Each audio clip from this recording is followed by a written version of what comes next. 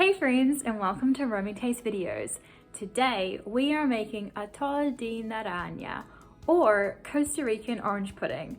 This is the closest thing you can get to making homemade jelly without requiring any gelatin, and it requires super few ingredients and is best for those times when you have an abundance of oranges and you want to make some orange juice but you don't want to drink a ton of it.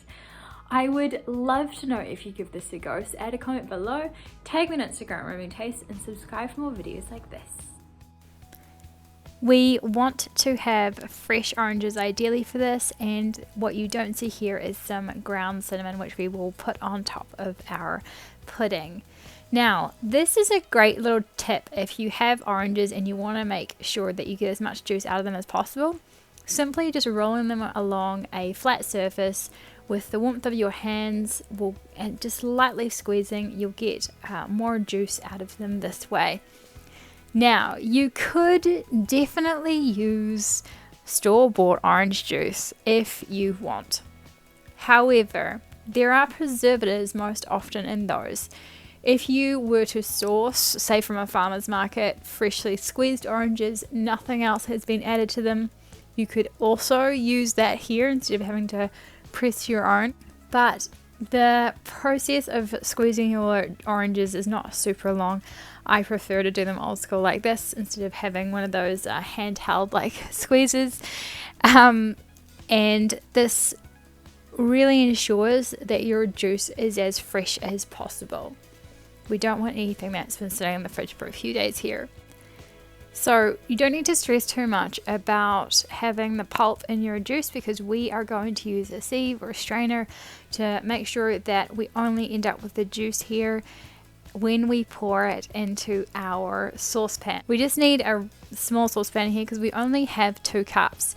I do recommend having just over 500 ml or just over 2 cups so that you can just taste the orange juice to see how sweet or how sour it might be. Some people, they have a tree and you end up with an abundance of oranges, and if your oranges tend to be a little bit more sour, or the ones you've purchased aren't super sweet, this is where you can kind of control the amount of sugar in this pudding a little bit more. We want to shake our sieve thoroughly to try and get every single last drop of our juice out of that pulp. And then we want to add in our sugar. If we've tasted our juice and we notice that it's a little bit sweeter, we might want to use a little bit less. I used only 175 grams, or about 3/4 of a cup in my one, and adding in our cornstarch before placing our orange juice mixture over medium-high heat. And whisking to firstly just make sure that our cornstarch is fully mixed into our orange juice. We don't need to worry about simming it because we will whisk it quite thoroughly here, and then kind of just like continuing to whisk to make sure it's getting heated nice and evenly.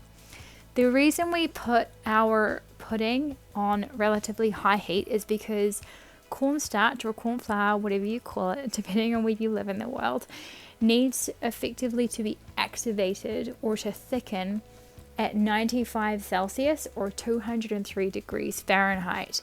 So what you might notice is that there might be little bits around the edges that seem to kind of like lump up and go a little bit more transparent, but by whisking it we make sure it thickens nice and evenly and doesn't burn to the base of our saucepan. You might notice that when you use cornstarch, your mixture will go from looking kind of opaque or like a white tint to a more transparent color as it thickens, and that is because that cornstarch is activated and it's really affecting our pudding, and it will happen quite swiftly. So we want to make sure we whisk it nice and thoroughly. We want to remove it from the heat, and then we want to add in our cubes of butter. We only use a tablespoon or 14 grams here, but that just adds like a nice lusciousness to this pudding. Then we simply pour it into our serving glasses or bowls, up to you. And as you can see here, it's still quite liquidy. It doesn't seem to be as thick as you might think it needs to be, but just you wait.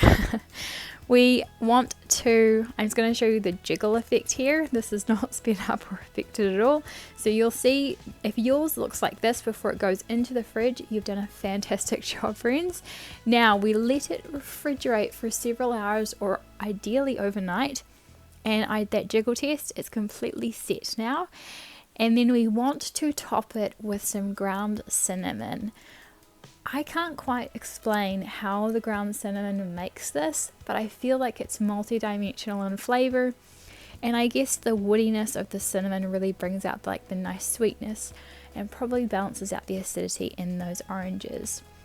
Now, if your Costa Rican orange pudding or atol de naranja looks like mine, you have aced this. I really thoroughly hope you enjoy this, and do subscribe for more videos like this.